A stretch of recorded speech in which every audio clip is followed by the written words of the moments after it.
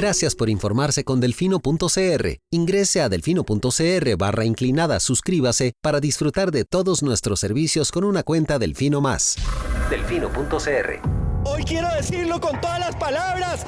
¡Páguele a la caja! ¡Pague la deuda con la caja! He oído argumentos de todo tipo, pero pocos argumentos tan estúpidos, tan ridículos. Para mí es más rico comer arroz y frijoles en paz que venderle el alma a Satanás. Debería tomar un vasito de agua antes de hablar para que pueda coordinar la lengua con el cerebro. Pero aquí o todos rabones o todos culones, pero no unos ñatos y otros narizones. Se toman un vaso de me vale madre. Creo que me extrañaban, ¿verdad? Coca-Cola sin azúcar presenta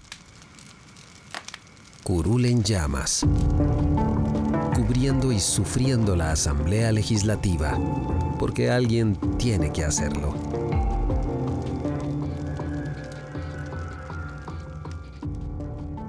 Hola queridos suscriptores de Delfino.cr, bienvenidos a un nuevo programa de Curul en Llamas, el podcast semanal donde les comentamos los temas más relevantes e irrelevantes de la Asamblea Legislativa. Les saluda Luis Madrigal desde el 9 de diciembre del 2022, como siempre en compañía de... May, espero que todas y todos estén tan bien como los aficionados de Argentina, que casi se quedan afuera después de ir ganando 2-0, pero la tanda de penales los salvó el portero. Los temas. Lucho es cero futbolero. Sin comentarios. Lucho ni siquiera vio el partido, estoy seguro. No. Jesucristo, qué muchacho.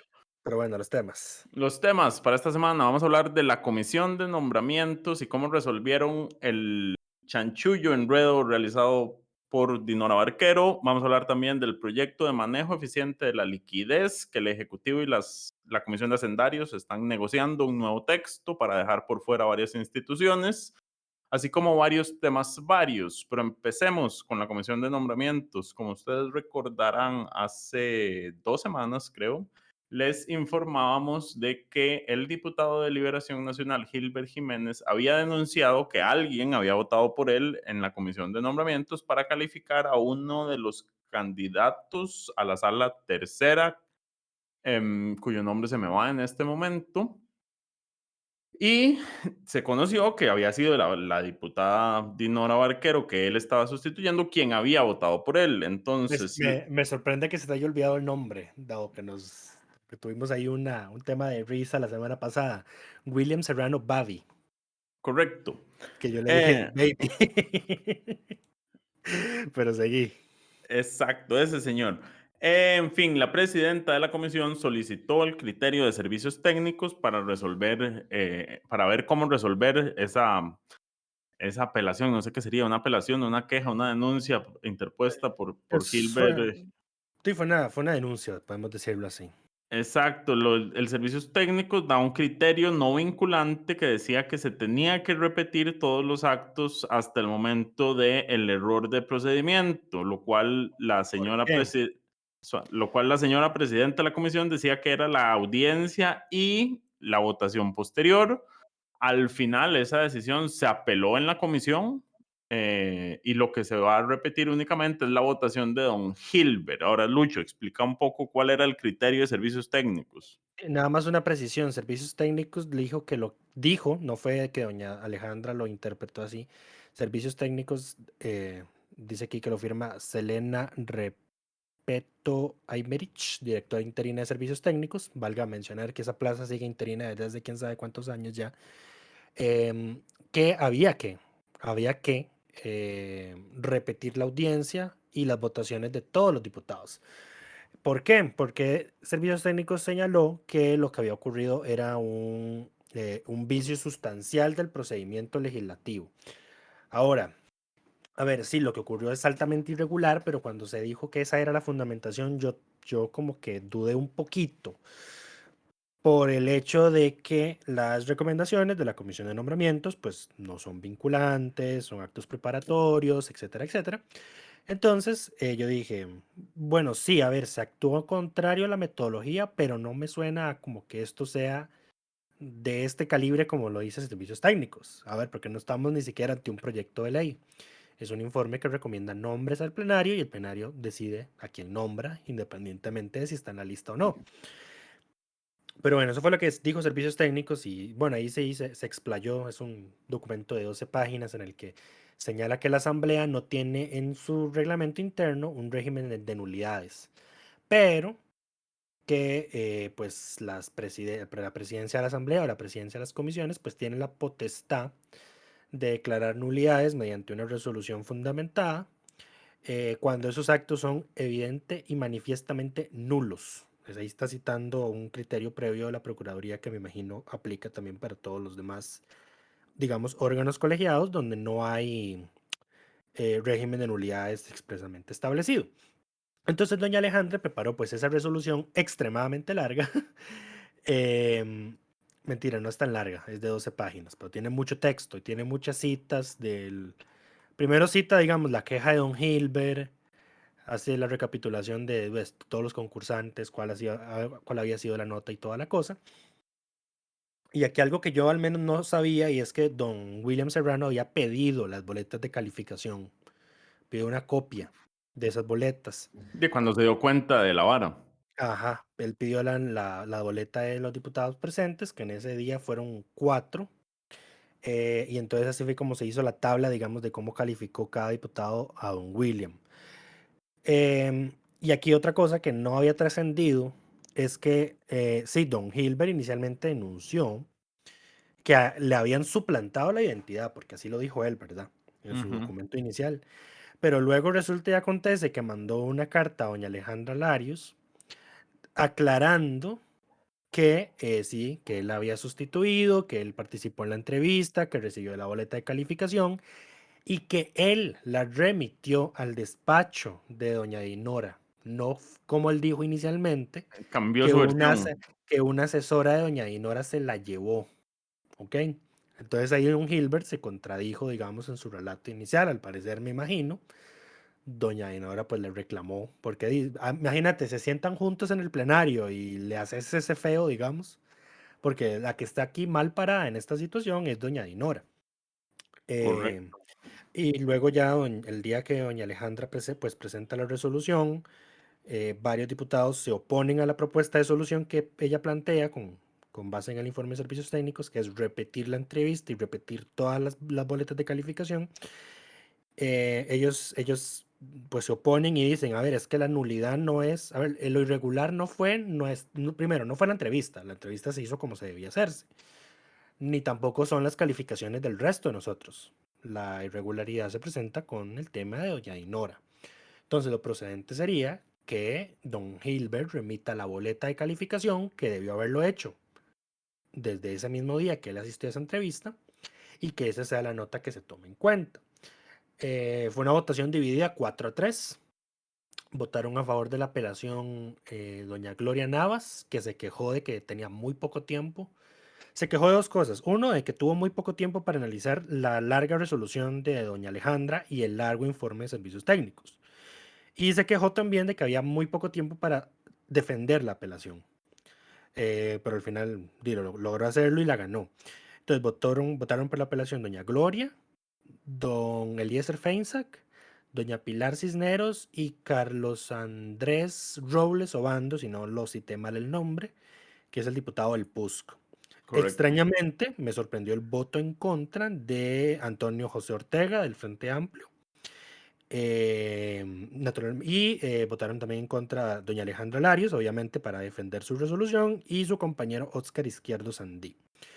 Pues entonces eso es lo que va a ocurrir ahora. Don Hilbert va a tener, si no mal recuerdo, son 3 días hábiles desde que se adoptó la resolución, digamos, el acuerdo en comisión para remitir en un sobre sellado su boleta con la nota a don William, que además recordemos, don Hilbert había dicho en su escrito inicial que si él le hubiese puesto nota a don William por su desempeño en la entrevista, le había puesto un 8. 9 dijo. Un Mínimo 9, 9. cierto, mínimo un 9. Entonces, ahí ya habíamos, creo que explicado cuál iba a ser el efecto en esa nota, y es que don Hilbert no, don William va a pasar ingresa en la lista de los 6 mejores calificados. Siempre y cuando Don don Hilbert, Hilbert mantenga le la ponga nota el de 9. renuncio. Correcto. Ahora, aquí es interesante porque ciertamente, a ver, yo creo que los que se opusieron a la resolución tenían razón porque A ver, repetir la audiencia cambiaba toda la dinámica, porque justamente en esa audiencia había 3 que estuvieron ausentes, que hubieran podido estar presentes y emitir un voto que no pudieron haber emitido originalmente. Los ausentes eran Gloria Navas, Eliezer Feinsack y Antonio Ortega. Si ellos hubieran, o sea, si se hubiera repetido la audiencia, ellos hubieran podido participar de esa audiencia y calificar, lo cual no hubieran podido haber hecho previamente. Y lo otro es que también, en lugar de Don Gilbert, probablemente hubiera participado Dinora y le hubiera puesto un 2 y hubiera nada más consolidado el acto que se está intentando anular, justamente. Correcto, al final hubiese sido exactamente eso, la materialización de la falta que se estaba realizando Exacto. al, Entonces, al haberlo evaluado irregularmente. yo creo que el nada más repetir la votación era, o sea, que Don Gilbert tenga que repetir la votación era la medida proporcional y razonable para el caso, Yo más tomando en incluso, cuenta que estos ni siquiera son recomendaciones vinculantes. sí, vea, yo incluso ni siquiera le hubiera pedido a don Gilbert que remitiera de nuevo la boleta, porque él en su queja inicial dijo, yo le hubiese puesto un 9. Entonces yo, Hubiera con base agarrado el en 9. eso, sí, sí, porque es un documento firmado por él y yo inmediatamente, bueno, si esta fue su intención y usted lo plasmó así, pues entonces le ponemos el 9 y asunto acabado. Pero bueno, va a tener que Pero hacer no, la formalidad, no es, la payasada, porque es una es que payasada, de yo creo que tener que remitir la boleta en un sobre sellado. la boleta no solo trae la nota, digamos, calificada, sino que trae una serie de rubros con los cuales cada diputado tiene que decir cómo evalúa y el promedio de eso es la nota que se ve reflejada. Ok, pues Entonces, bueno, ahí está el racional entonces. no es solo la calificación, digamos, no es solo decir un 9 y ya, sino como que había por lo menos una ficción de formalismo ahí, de que hay criterios que se toman en cuenta a la hora de asignar estas calificaciones. Sí, y otro motivo de los que estaban en contra de la resolución de doña Alejandra es que decían que esto podía abrir la puerta al tema de repetir la entrevista a que otros candidatos se quejaran por el Por hecho de supuesto. que pues don William Serrano habría tenido más tiempo para prepararse para la entrevista. Igual yo estoy seguro que toda esta situación a él lo tiene asqueado y en la de menos haría lo mismo que hizo una candidata magistrada de la sala tercera que renunció al concurso durante la asamblea anterior cuando no la querían, le estaban votando en contra porque había sido letrada de este magistrado no muy querido entre los ciertos círculos políticos, ¿cómo se llamaba? No Que era parte de recuerdo. la Junta de Notables. Bueno, Sí, yo sé. Arroyo. Arroyo, José Manuel Arroyo, correcto. Correcto. Ahora, Eh, lo interesante también es que en medio de esto nunca se mencionó el caso de Rafael Segura Bonilla, el cual fue calificado con un 3 por la boleta de Rosaura Méndez, que estaba en sustitución de Dinora, y asumimos todas y todos, que probablemente pasó lo mismo, pero dicen las malas lenguas que desde la fracción le pidieron a Rosaura quedarse callada y no hablar del tema. sí, yo pregunté, vamos a ver si teníamos la duda ya desde que estalló, digamos, el escándalo inicial, cuando revisamos los documentos, cuando Mario revisó, vimos que la nota que le aparecía consignada a nombre de doña Rosaura Méndez a ese candidato era irregularmente baja, lo que es el comportamiento que tiene doña Dinora Barquero, ¿verdad? Sin embargo, no se había dicho nada hasta la fecha. Sigue sin Entonces, decirse nada hasta la fecha. sigue sin decirse nada, pero digamos, nadie preguntó ni mayor cosa. Entonces, yo aproveché ¿cuándo fue esto? El miércoles. Sí, fue el Seguro. miércoles. El miércoles que sesionó nombramientos y que una de las asesoras de doña Alejandra pasó la resolución al chat de prensa de Liberación para preguntar yo, el tema de la calificación a don Rafael Segura no se abordó. Y, ahí entramos en un intercambio y me dice, y lo que le digo es que la resolución de doña Alejandra no aborda la situación de la calificación de doña Rosaura a don Rafael. Me dice, sí, solo se aborda el tema de don Gilbert. Y yo, bueno, sí, eso lo tengo claro. Lo que ocurre es que lo que quiero saber es si doña Alejandra tiene la absoluta certeza de que doña Rosaura fue la que puso esa calificación en el momento oportuno.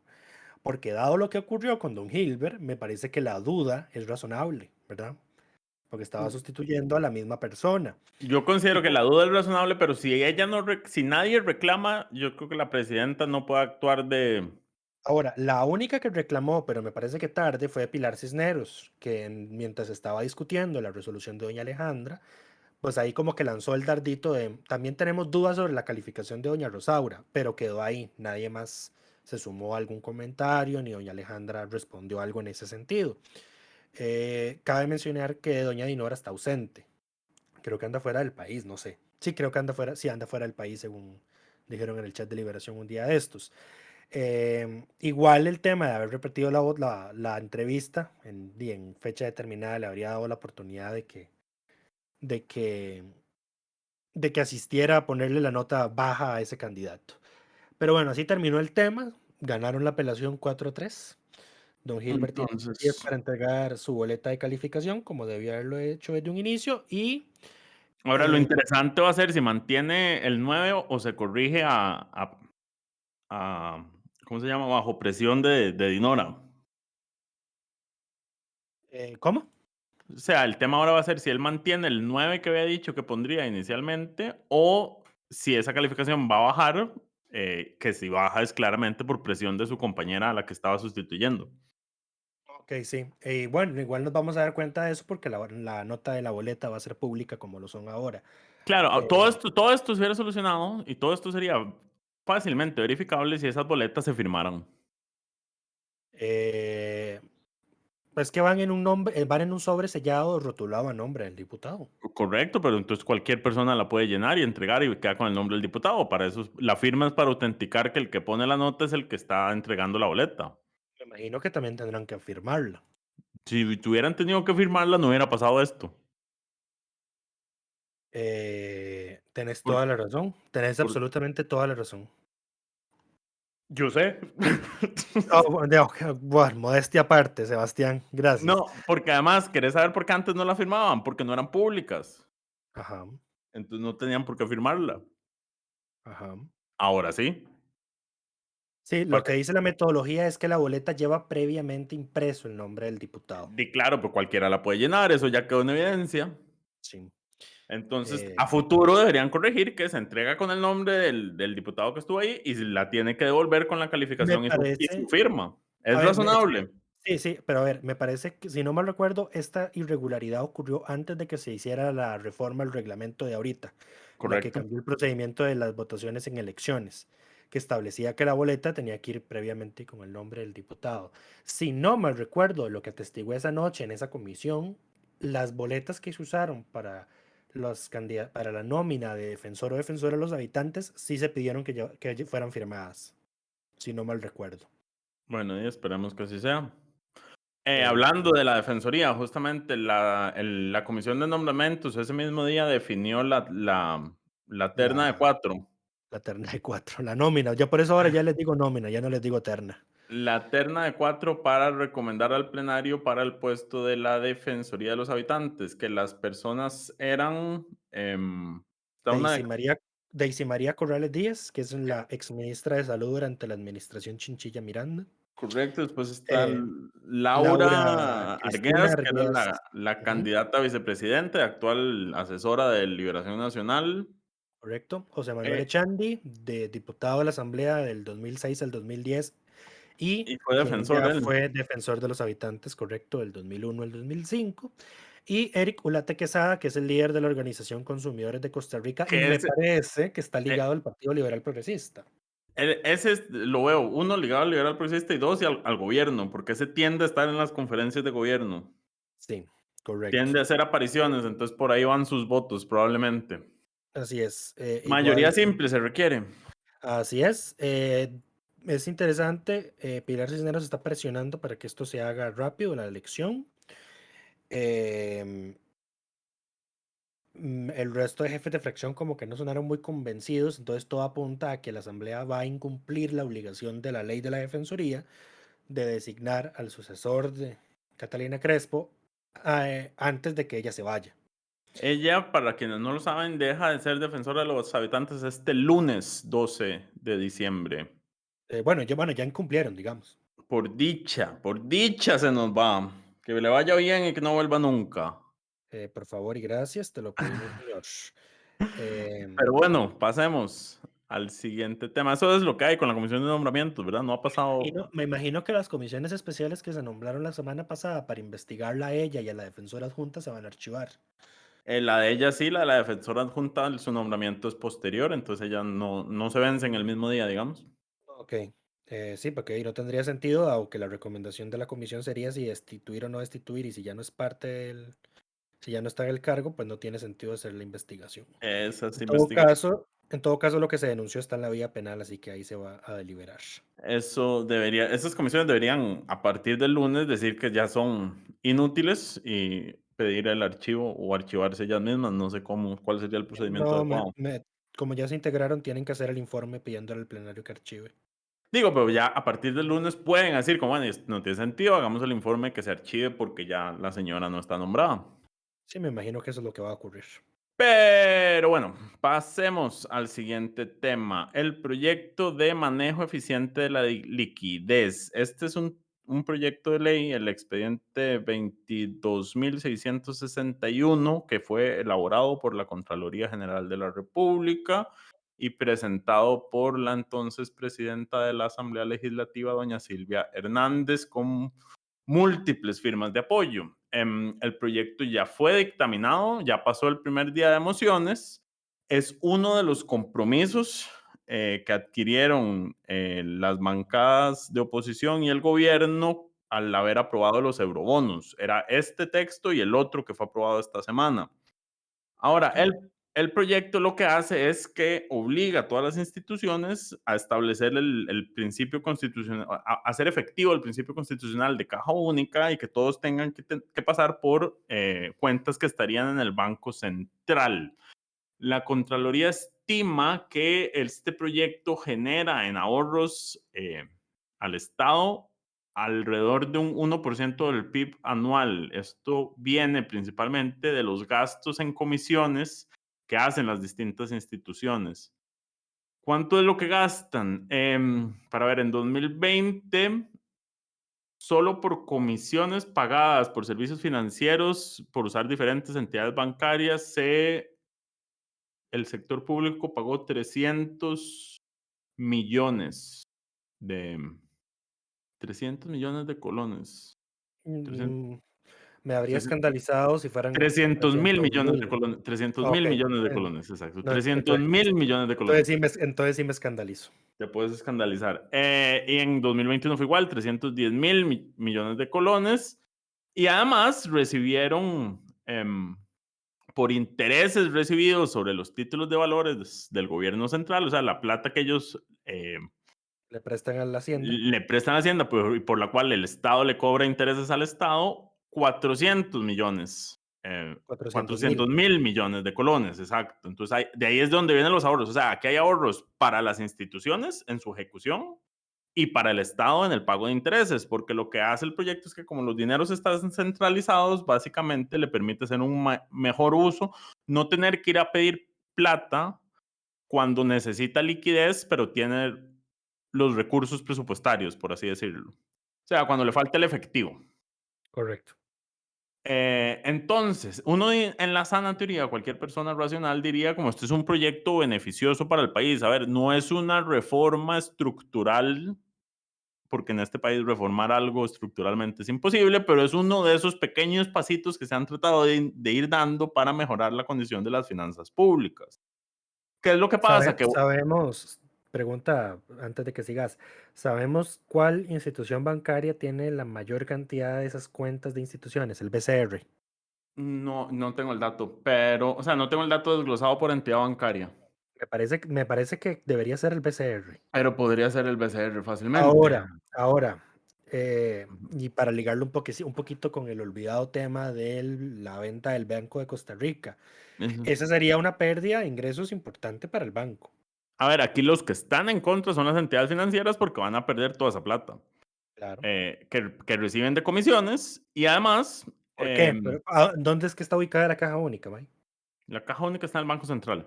Ajá, ok. Entonces sería el Banco Central el que tendría las cuentas. Cada entidad no deja de ser titular de su cuenta, nada más que los dineros están ahí. Y entonces, pagos entre instituciones se simplifican porque todo pasa por el Banco Central, ya no tiene que pagar comisiones a las diferentes entidades bancarias. Y además el Estado, como un todo, puede hacer un mejor uso de los recursos, porque entonces cada institución tiene un flujo de caja y se le va dando lo que va requiriendo y si necesita más, se pide más. Digamos, el proyecto plantea que tiene que haber una reserva ahí que el central tiene que definir, pero además lo más importante es que las instituciones van a dejar de cobrarle intereses al Estado para prestarle plata. Ese es el punto medular, digamos. Sí. Aparte, por supuesto, que aquí hay un tema de transparencia, porque al estar todo centralizado por el Banco Central, para la Contraloría es mucho más fácil auditar todas las cuentas de qué hacen las distintas entidades con la plata. Y por eso es que se están oponiendo muchas instituciones. ¿Quiénes se oponen? Las Las mismas, universidades. las mismas de siempre, las universidades públicas, que el Frente Amplio quiere que la saquen del proyecto, y las municipalidades, que los municipalistas quieren que la saquen del proyecto. Además, por Ahora, algún, pero en por, primer lugar, por alguna razón, el PUSC quiere sacar al ICT de ahí. No, no entiendo por qué, pero quieren sacar al ICT y hay algunas otras instituciones. El gobierno ya está hablando de presentar un texto sustitutivo a este proyecto donde atienda las peticiones o las demandas de las bancadas, lo cual, digamos, volvería inútil el fin último del proyecto, que es generar ahorros para el Estado. Muy interesante, o sea, esto es como cuando empezamos a meterle excepciones a a todo la el regla mundo de la regla fiscal. fiscal. Es exactamente lo mismo. Cuando empezamos a sacar gente de la ley de fortalecimiento de las finanzas públicas, le fuimos haciendo huecos que al final lo que aportó era menos de lo originalmente estimado. Ahora, yo hablé de esto con Mai el miércoles, si no mal recuerdo, hablamos de este tema para ver si lo sacábamos en un barra de prensa. Bueno, la conclusión naturalmente fue que no, porque el tema todavía no está avanzado, pero a mí, digamos, la oposición o la solicitud o la intención de sacar a las universidades del proyecto me hace sentido por una razón primordial, y es que el artículo 85 de la Constitución, que es el que crea el FES, el Fondo Especial para la Educación Superior, dice que esas platas las administra el Banco Central en un fondo. Pero es que Entonces, digamos, aquí son dos cosas distintas, Lucho, porque el ajá, FES es lo que se le transfiere mensualmente a las universidades. Eso se hace una transferencia, digamos, el FES se divide en doceavos y cada mes se hace un depósito. Esa cuenta ya la maneja el Banco Central. por eso me hace sentido que sacarla de ahí. Aquí de lo que estamos hablando son de las platas que las universidades ya tienen, porque la universidad le entra esa plata al FES, pero tiene sus otros recursos y tiene sus reservas. Con esas Igual, reservas esto le no, presta plata al Estado y hace todos sus movimientos a través de sus propias cuentas en entidades financieras. a mí O me sea, parece que esto lleva, lo del FES es únicamente, o sea, lo que el BCR maneja es únicamente los depósitos del FES. No significa que las universidades tengan sus dineros en el Banco Central, porque las universidades tienen dineros aparte del FES. ujú. A mí me parece, y esto me parece que podría tomarse en cuenta un reciente voto de la sala, que yo lo pasé un día al chat de la redacción, que fue una acción de inconstitucionalidad que metieron las universidades contra el cobro que estaba haciendo la Comisión Nacional de Emergencias. Ujú. A ver, las instituciones públicas cuando tienen superávit libre, tienen que destinar, si no mal recuerdo, es el 3% de ese monto a la Comisión Nacional de Emergencias para financiar el Fondo Nacional de Emergencias. Em, Ese cobro no se había hecho antes, creo que se quiso hacer durante el gobierno de Guillermo Solís, si no mal recuerdo. Las universidades fueron a la sala y la sala me parece que resolvió, Les eh, rechazó la acción. la rechazó, pero porque digamos como que el cobro se dejó sin efecto. Pero la sala sí dejó algo muy en claro, las universidades no tienen superávit libre, porque sus ingresos son los ingresos del fondo del FES. Ujú. Bueno, a ver, lo que dijo es, las plata del FES no puede entenderse que es un superávit libre si no se usa. Es un superávit específico. Ujú. Ahí está la diferencia. Y la ley de la Comisión Nacional de Emergencias dice que lo que es gravable, Es el superávit libre. entendámoslo como un impuesto, es el superávit libre. ¿Qué plata de las universidades podría entrar ahí? Me imagino que la plata que hacen por venta de servicios, etcétera, etcétera.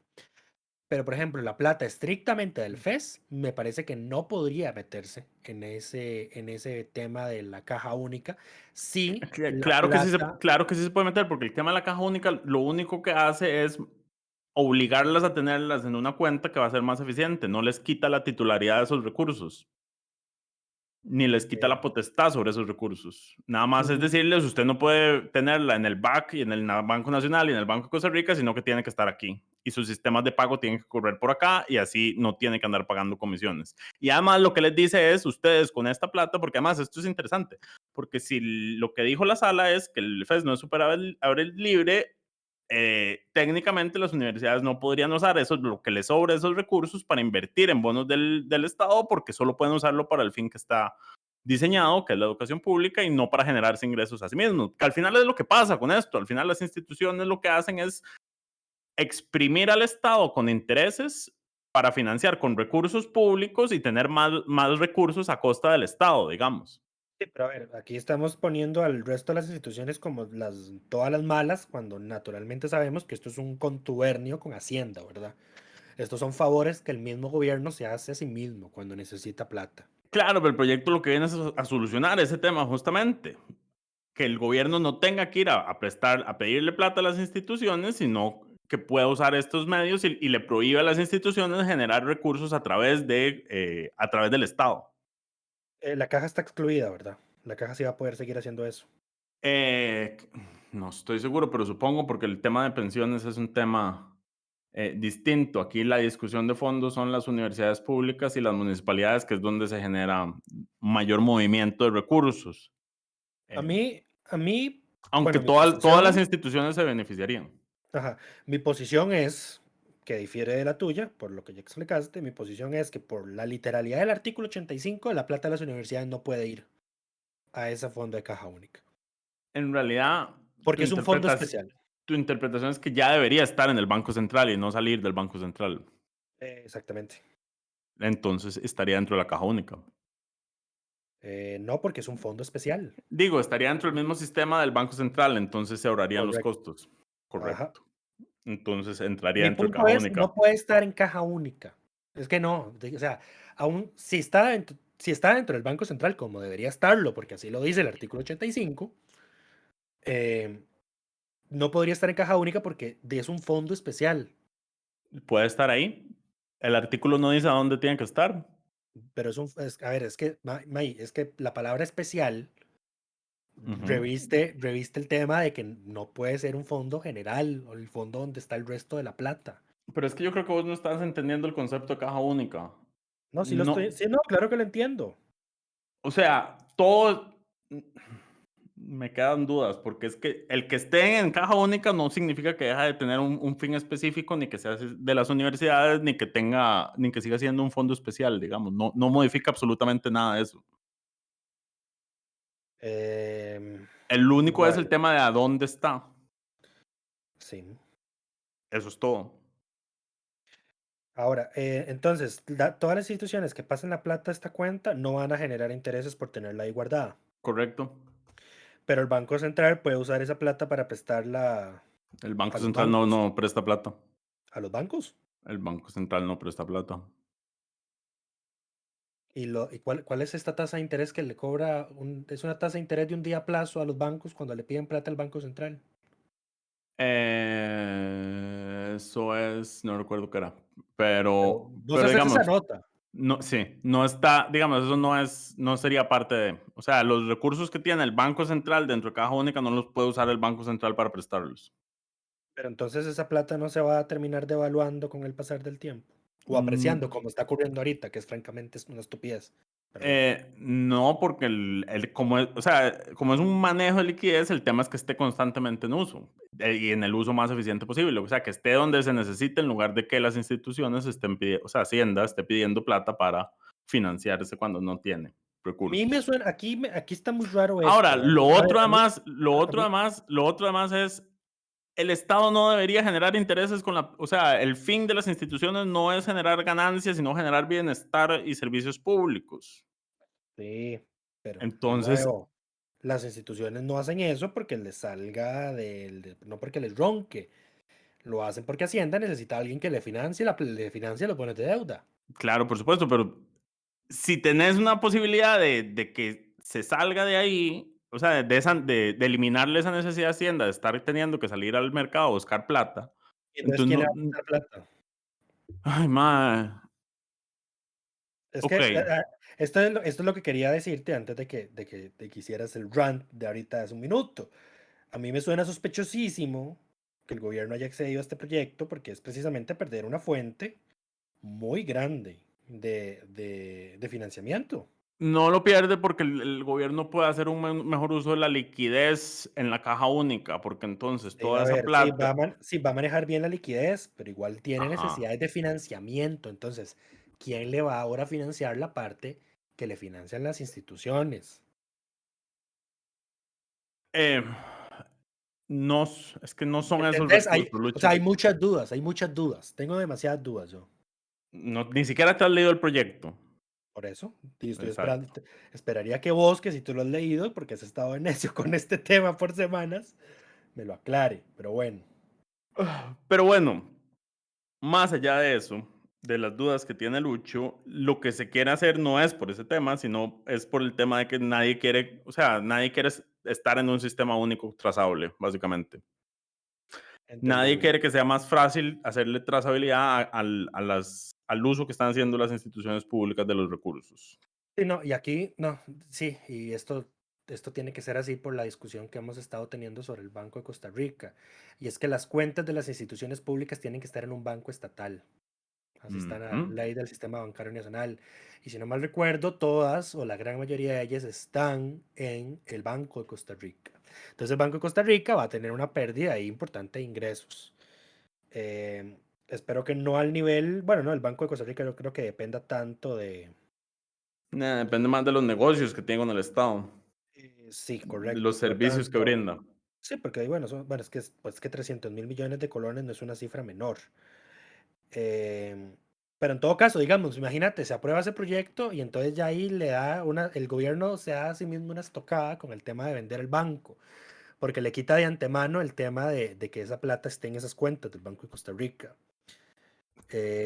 Y no solo Eh, pierde esa plata, a sino ver, que también entonces pierde los eso, ingresos por las comisiones eso, bancarias. si el banco se vende, se pierde automáticamente porque todo el Estado tendría que mover sus Es el cuentas al Banco Nacional. nacional. No es Ajá. una opción con este o sin este proyecto. Sí, sí, lo sé. Entonces, digamos que Pero no. a lo que voy es que el gobierno no quiere dar el brazo a torcer con el tema de vender el banco, no ha renunciado a la idea. Ah, no, eso lo están reformulando, comillas, comillas, el proyecto. Sí, entonces, digamos, o sea, ya perderían esas cuentas, o sea, afectarías el valor del banco mientras estás haciendo los planes para venderlo, es mi punto. Pero bueno, Ajá. Ahora, ¿cuál es la diferencia, Lucho? Esa duda que vos tenés, que las instituciones igual básicamente le prestarían plata al Estado, pero no le cobrarían intereses. Eso es, mm, con este proyecto. ok. Por eso es que hay instituciones que no están de acuerdo, porque prefieren seguir generando ingresos para sí mismas. Igual me imagino que la que más presta es la caja y la caja sí va a poder seguir haciéndolo, así que en todo caso, Los bonos de habría que ver, pensiones, sí. sí, qué tanto Sí, porque representan, los qué bonos de tanto pensiones son otra representan las cosa. otras instituciones, digamos. O sea, es que Di, ¿qué Ya, otra ya te institución dije, puede ser? lo que se estima que se ahorraría A es un ver, 1% del PIB. hay una moción, me parece que es de Pilar Cisneros, para sacar a las instituciones que están en competencia. Entonces, sacamos al ICE, que también me imagino que le compra bonos de deuda al gobierno para financiarlo. ¿Quién No, más está en pero, competencia? El a CNP, el ver, CNP no tiene plata ni para caerse muertos y quedó mucho que le financie algo al gobierno. FANAL, lo mismo. ¿Qué más? uy, Pero bueno, o sea, digamos, no creo que el efecto sea muy representativo, honestamente. Me imagino que irá más por el tema va más por el tema de las comisiones bancarias que ya por te el dije hecho, que que por el hecho de, todo de el que no le sector, puedan prestar. todo el sector público genera en intereses un punto del PIB.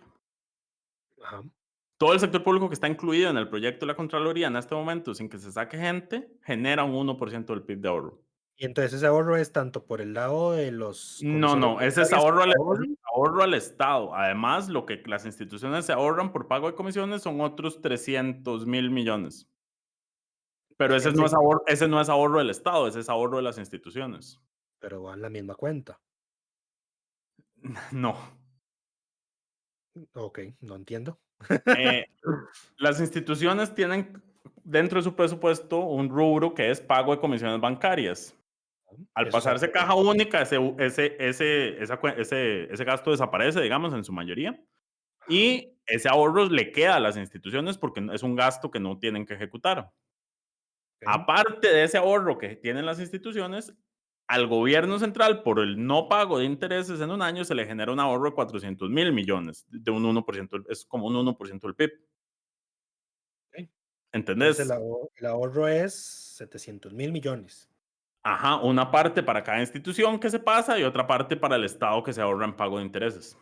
Pero lo que voy es que es una misma cuenta porque ahí son instituciones del gobierno central. Y no porque están las autónomas. También, Ujú, esos son cuentas aparte. cierto. Ok, ya voy entendiendo. Exacto. Pero bueno, cuando esté el texto sustitutivo y sepamos formalmente quiénes firmaron y a quiénes quieren dejar por fuera, estaremos haciendo la nota respectiva para mantenerles al tanto. La idea del Ejecutivo es que esto se quede aprobado, me parece, para ir a consulta a la sala antes de finalizar el año. Sí, y así se está moviendo también la Asamblea. De hecho, ya esta semana se le dio primer debate al otro proyecto de desacuerdo, que es el proyecto de apertura del mercado de deuda interna, que es un incentivar a que extranjeros, gente no domiciliada en Costa Rica, adquiera títulos valores de deuda interna. Em, Que es una forma desviada de deuda externa, pero bueno. sí, porque de hecho este proyecto, a ver, no es como que la Constitución define que toda la deuda en moneda extranjera es deuda externa. Esta discusión la tuvimos con el gobierno anterior, el gobierno de Luis Guillermo, perdón. Ajá. Porque el gobierno colocó dineros en dólares en el mercado interno y hubo toda una discusión, fue en campaña, recuerdo que incluso Álvarez de Santi salió a decir que esa colocación era inconstitucional y generó que las tasas de interés subieran. Fue un desastre. El punto es que lo que yo recuerdo es que lo que se coloca acá se puede colocar. En cualquier moneda. Ajá. El proyecto este lo que hace es permitir quiénes son los que pueden comprar, que Sí. amplía las personas físicas o jurídicas autorizadas, me parece.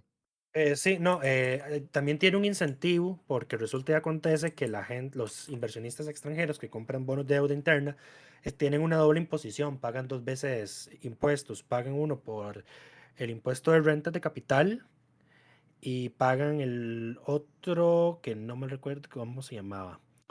Em, pagan dos impuestos, pagan el impuesto de remesas al exterior sobre los rendimientos de los bonos y pagan el 15% del impuesto por rentas de capital inmobiliario. Entonces, eso fue por una interpretación que sacó el Ministerio de Hacienda durante el gobierno de Carlos Alvarado, si no mal recuerdo. Entonces, se mete en la ley una reforma de la ley del impuesto sobre la renta para establecer que no, que los rendimientos de los bonos del gobierno solo van a pagar el impuesto de 15% por rentas de capital inmobiliario, que va a ser un impuesto único y exclusivo para ese tipo de, digamos, de negocio. Entonces se quita esa doble imposición.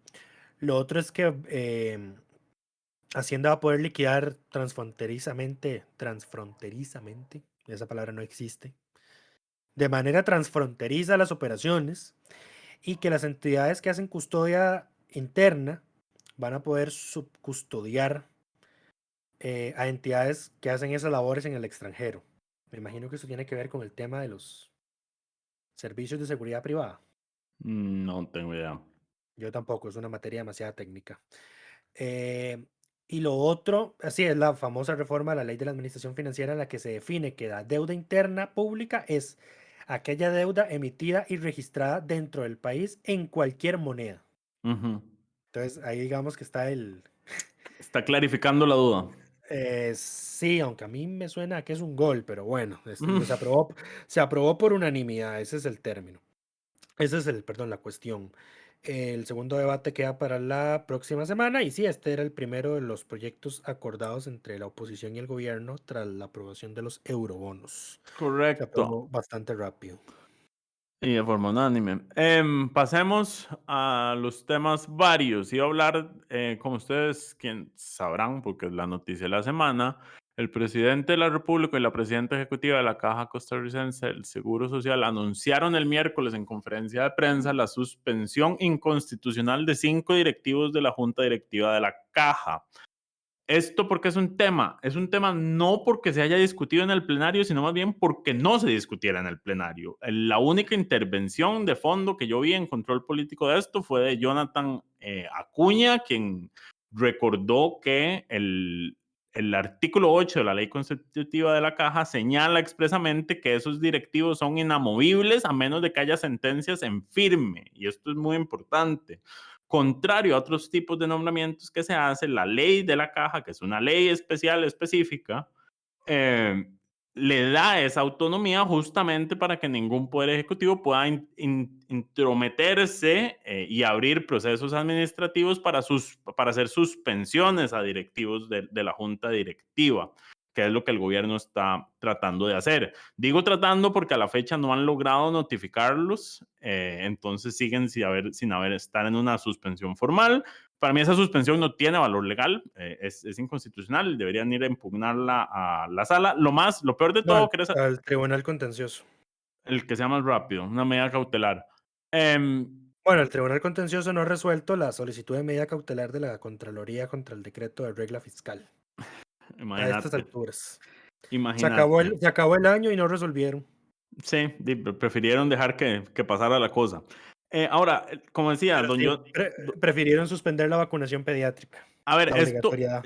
yo creo que la gente no se está dimensionando. O sea, si bien las cámaras y los actores involucrados han llamado a que se retire la suspensión, se eche para atrás por ser abiertamente inconstitucional, em, la Asamblea no ha tenido mayor reacción al respecto, porque esto es de que se esté presentando una moción de censura a todo el Consejo de Gobierno, excluyendo al presidente que no se puede censurar, pero a todos los demás ministros que votaron esta suspensión se les debería estar presentando una moción de censura en este momento y no están haciendo nada. O sea, don Jonathan lo llevó al plenario y por esto le damos el reconocimiento de diputado de la semana, lo llevó al plenario, explicó el tema del artículo 8, hizo el llamado al respeto de la institucionalidad, pero como siempre pasa en control político, nadie reacciona al tema, a nadie le importa, o sea, a vista y paciencia de todos, hacen estas cosas y no hay movimientos de la oposición para, no sé, hacer su trabajo de oposición. Sí, así es. No tengo nada que agregar respecto a eso. Para mí también es Me una tiene, me, movida. tiene, me tiene indignado la falta de reacción, como todos es como, bueno, veremos qué pasa, que se resuelvan los tribunales, todo se termina resolviendo en los tribunales años después. Es gracioso porque al otro gobierno casi le meten una moción de censura colectiva por haber Correcto. nombrado a Otón Solís en Es el. que ¿Dónde fue? eso es lo que está diciendo en la OSD. Ajá. Em, Debería estarse planteando en este momento una moción de censura a todo el Consejo de Gobierno, porque además el presidente dijo que fue una decisión unánime. Entonces, todos los presentes deberían estarse preparándose para ser censurados por el plenario por una decisión abiertamente inconstitucional. Así es. Digo, es que esto pues además, si alguien quisiera, los podría hasta denunciar de prevaricato. Correcto. No, y de hecho yo siendo uno de esos directivos suspendidos, me hubiese dejado que me notificaran hoy para ir de una vez meter la denuncia, digamos. La demanda para suspender la medida y, Y la y, denuncia por prevaricato. y la denuncia por prevaricato, exactamente. Sí, yo creo que eso es lo que deberían hacer. Pero De hecho, vi bueno, declaraciones preocupantes de la presidenta de la Caja diciendo que falta que notificarlos para designar a sus suplentes. quieren, exacto, Y yo como mae, esos en todo caso tendría que designarlos tienen que ir a designarlo a las organizaciones que los nombran. exactamente, o sea, no es Y como las que fuera, organizaciones de los nombres que los nombran pueden no nombrar sí. o nombrar al mismo. Porque de hecho doña Marta Esquivel dice, sí, es que ocupamos nombrar los sustitutos para resolver los temas urgentes que tenemos aquí en Junta. ¿Qué No tan existen urgente? sustitutos, no existen ¿Qué? sustitutos. Sí, eso no existe desde que hay una ley. A ver, la ley de la Caja le dice que sí tienen suplentes, pero se aprobó Una ley posterior la una ley derogó. posterior que no lo derogó expresamente, pero se entiende que está derogado tácitamente. Correcto. Que las juntas directivas no tienen suplentes, entonces eso está sin efecto. Pero sí, en todo caso tendrían que nombrarle las organizaciones que los designan originalmente. No va al gobierno a pretender poner gente manigote, yes mens y yes womans, como lo hizo en el ICE, por ejemplo, Como lo va a hacer con la Comisión Nacional de Vacunación de Emergencias.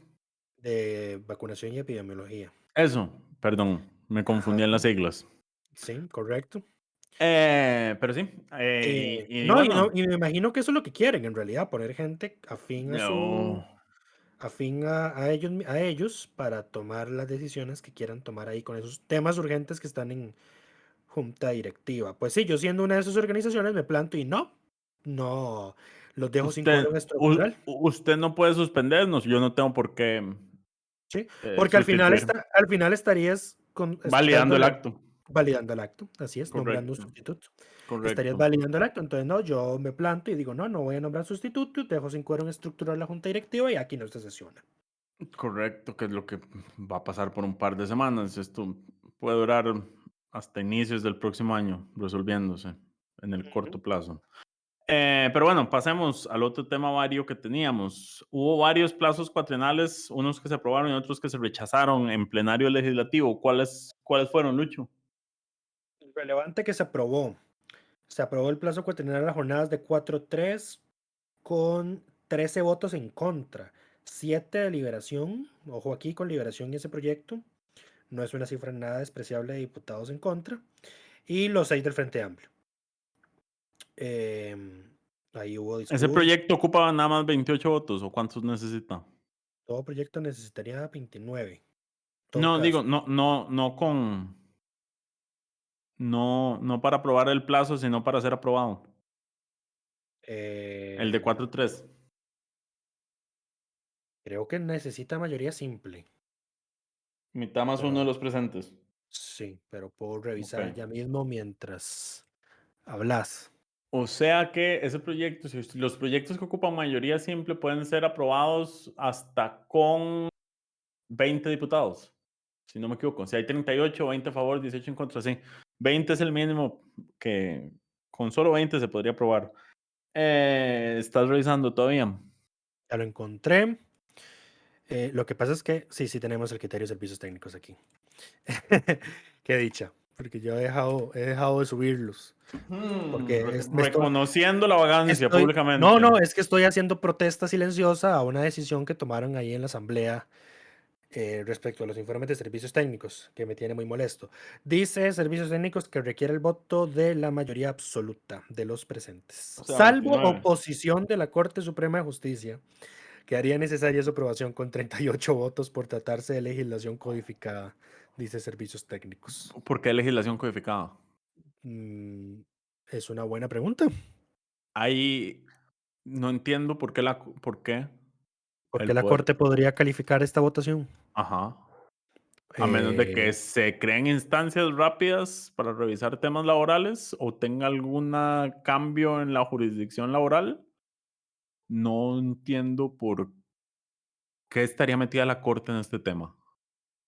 em, no veo, no No veo tenemos por una no, respuesta rápida. no, es que no, estaba buscando, haciendo una búsqueda rápida de por qué, digamos. Em, Porque, en todo caso, dice que la Corte está obligada a ser consultada por el artículo 167 constitucional. ¿Qué es lo que tiene este texto que obliga a consultar a la Corte? Tiene que, tiene- tiene que haber algún cambio en algún tema del proceso de reclamos laborales.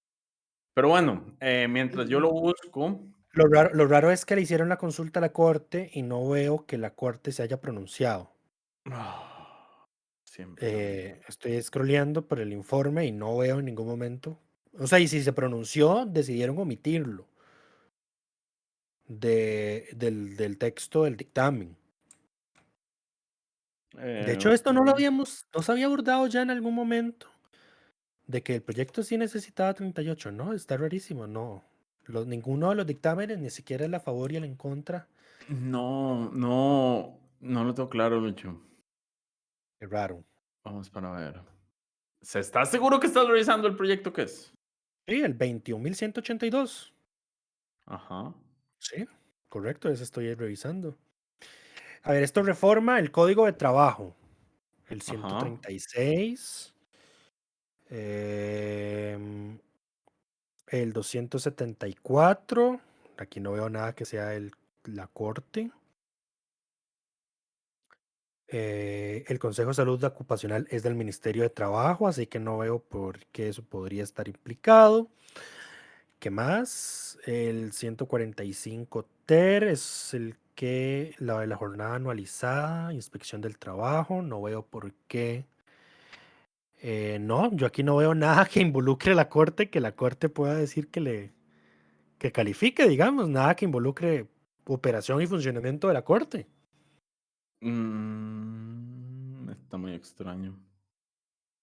Lo único que veo es aquí, de no cumplirse con las prevenciones de la inspección de trabajo, la legislación laboral, perdón, la persona empleadora se expone a las sanciones correspondientes por violación de la legislación laboral, pudiendo la persona trabajadora afectada cobrar las diferencias salariales que correspondan, así como los daños y perjuicios que demuestre le hayan ocasionado. Es la única mención que veo. Bien, no sabría decirte. Pero bueno, entonces no estamos, no estamos seguros. Em, Al parecer, algo de la ley de notificaciones judiciales, pues no, honestamente no veo por qué.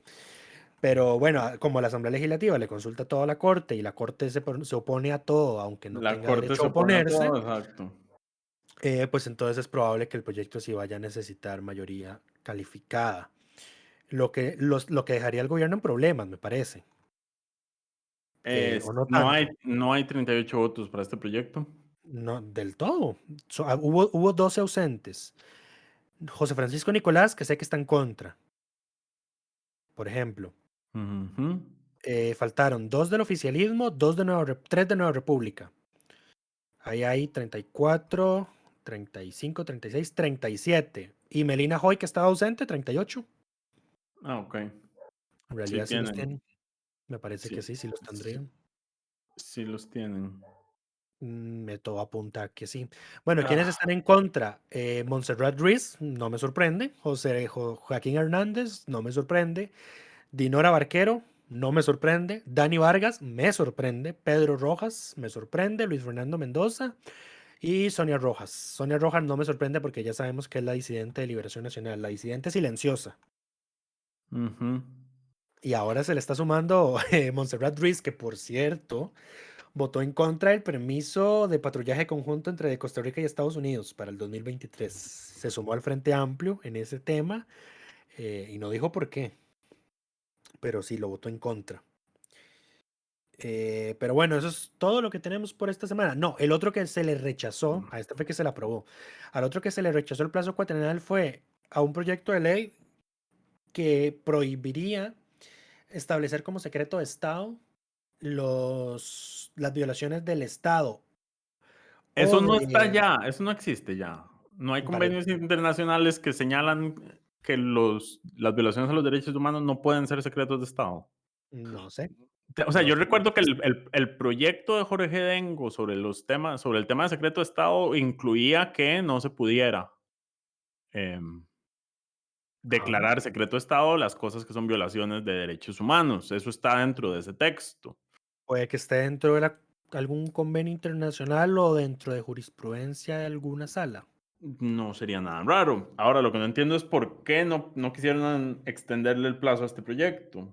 ¿Se justificó? ¿Alguien dijo algo? ¿Quiénes votaron en contra? No, nadie dijo nada. De hecho, Nadie nunca dice nada. no, es que han estado haciendo limpia de agenda. De hecho, esta semana se rechazaron un montón de reformas al reglamento, incluida una en materia de quórum, que es irónico porque esta semana se ha roto el quórum enésima cantidad de veces. Solo que la reforma no me parecía a mí que vendría a solucionar el tema. Era la de Carlos Ricardo.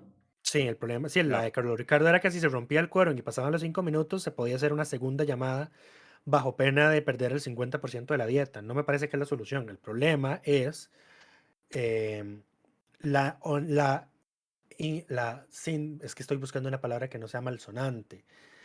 La necesidad de que tengan que estar 38 presentes en todo momento para mantener la sesión. A ver, eso sí, pero eso requiere una reforma constitucional. Sí, porque el quórum de ley el quórum de la Asamblea está en la Constitución Política. Ajá. Entonces, habría que reformar eso para corregir eso. A ver, más allá de eso, el problema de fondo es que son unos vagabundos que no llegan. O sea, digamos las cosas como son. Lo No, sí, único también. lo único que tienen que hacer de lunes a jueves, de 3 a 6, es estar en plenario. Y los miércoles de 3 a 5, pero sí. Sí, dice el 117 que no puede efectuar la sesión si la concurrencia de 2/3 del total. Exacto. Ahora, la palabra efectuar es ahí la que me lleva a... ¿Será posible interpretar que el efectuar sea abrir la sesión? Que pueda entenderse así. Efectuar implica abrir sesión y estar en sesión. Mantener y cerrar. Exacto. ¿De qué Mantener, problema? sostener y cerrar. ¿Qué problema? Dice, ¿verdad que yo creo que no hay una reforma constitucional para eso, francamente. Hay que plantearla. Ahora, a ver, de todos los temas de reformas que requiere la Asamblea Legislativa, este es el último de ellos, digamos, en prioridad, de las reformas constitucionales que habría que hacerse a este sistema. Vieras que yo en realidad la pondría entre las prioritarias, May, porque Sí, pero si vos se estás aprobara, pensando en que no para el quórum, pero que hay temas estructurales de cuántos diputados, cuántos congresistas tenemos. pero eso es una discusión para larguísima, imagínate, ¿no? Pero es que yo diría que se resuelva esto porque, por ejemplo, así se puede maximizar el uso del tiempo. Podrías tener comisiones sesionando al mismo tiempo de plenario y nada más requerir la asistencia de los demás cuando se estén haciendo votaciones. Lucho, ambos sabemos que eso es materialmente imposible porque los que van a comisiones son los que llegan a plenario, los que no llegan, no llegan. No me consta eso porque yo no reviso asistencia de comisiones. Que son el problema. El problema son esos 15 diputados que faltan constantemente, con y sin permiso. Sí. Y bueno, y hay otros que tienen mayor asistencia, pero tienen de vez en cuando permiso para no asistir, y entonces cuando no llegan es cuando se rompe el quórum, porque los 15 vagos de siempre no están. Pues sí, pero bueno, Ese es el qué problema a problema. fondo. No podemos andar pensando en reformas para solucionar el problema que es de que tenemos un montón de vagos ahí sentados. Sí, Eso es. otras de las reformas que se archivaron fueron las reformas de voto público. No se asusten, ya son innecesarias porque ya se aprobó la reforma. Sí, eso fue archivar expedientes, nada más. Decía, si están limpiando, le están limpiando agenda, honestamente. Muy bien. Espero que todo esto esté debidamente documentado en delfino.cr/inclinada asamblea, todos estos Por, su- archivados. por supuesto que lo está. Me encanta, me encanta. Pero bueno, yo creo que ya nos extendimos más de la cuenta. Grabar a Para distancia. ver, para haber sido una semana extremadamente corta y lenta, Grabar a es, distancia hace que discutamos es más el, de la es, cuenta, el, Lucho. es el colmo que ya llevemos un programa de 1 hora, según estoy No, viendo. no ves mi cara de hartazgo, entonces no te detenés. Es que lo siento, tenía dudas sobre el proyecto de liquidez y estoy seguro que la gente que nos escucha también las tiene porque no entendemos este tema. Es un tema muy Espero haberlas técnico. aclarado, si no, espero sacar una nota la próxima semana. Sí. Pero bueno. Pero bueno, esperamos que todas y todos estén bien y nos escuchamos la próxima semana. Coca-Cola sin azúcar presentó Curul en llamas, cubriendo y sufriendo la Asamblea Legislativa, porque alguien tiene que hacerlo.